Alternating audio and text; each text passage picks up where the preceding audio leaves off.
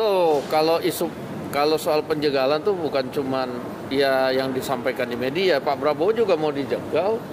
Itu sekarang baliho di seluruh daerah masif, tapi balihonya membuat rating Pak Prabowo turun kok, itu banyak.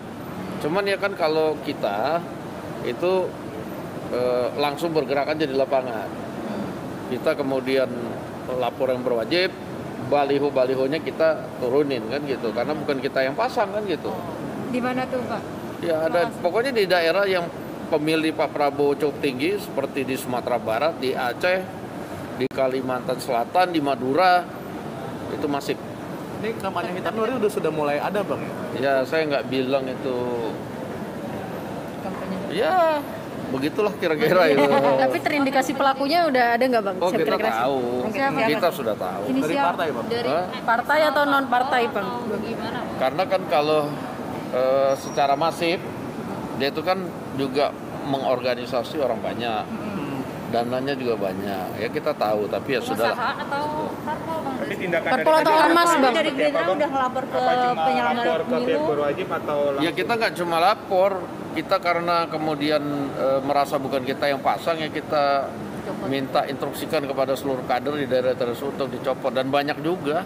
Itu parpol. Tapi ada laporannya ke Bawaslu nggak Bang? Soal Ya itu. ini kan belum Masa kampanye. Yang dipasang juga baliho Pak Prabowo, masa kita mau lapor ke Bawaslu?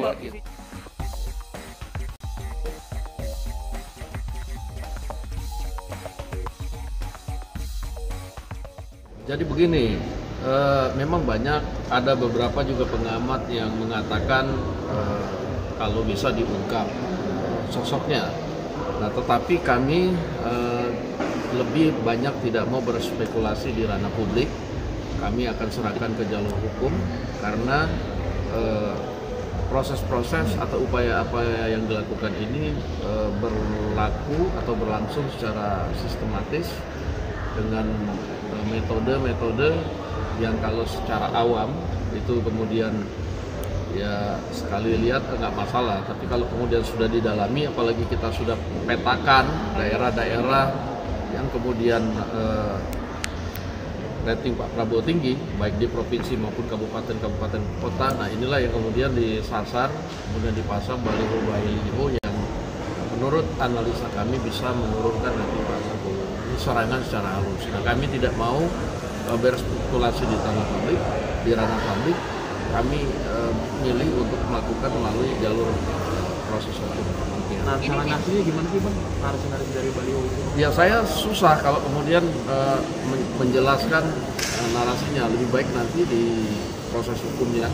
Nah, itu kan akan dikaji oleh aparat penegak hukum mengenai apa yang kami keberatan, dan kami rasa setelah kami analisa, rasanya memang itu konten-konten yang hasilnya sepintas kelihatan positif, tapi hasilnya akan menjadi negatif untuk Pak Prabowo.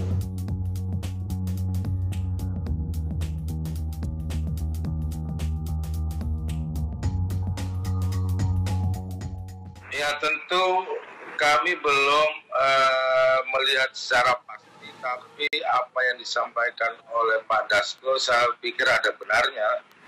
Karena selama ini Pak Prabowo memang menjadi sasaran black campaign. Nah, kami bersama Gerindra berkomitmen agar pemilu 2012 berjalan tertib dan riang gembira.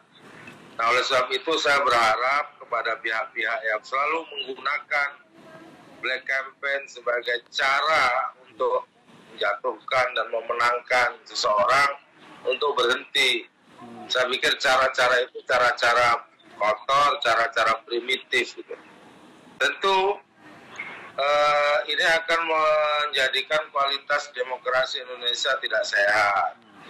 Nah, oleh sebab itu PKB berharap agar semua pihak tidak menggunakan pendekatan-pendekatan yang kotor, black campaign gitu. Apakah kepada Pak Prabowo atau kandidat yang lain? Namun yang jelas, jika itu menyasar kepada Pak Prabowo, maka itu juga menyasar kepada PKB sebagai partai yang berkoalisi dengan Gerindra. Kalau saya gini, semua pasti akan berusaha agar calonnya yang akan maju. Dan yang baik jangan jegal-menjegal, biarkan aja.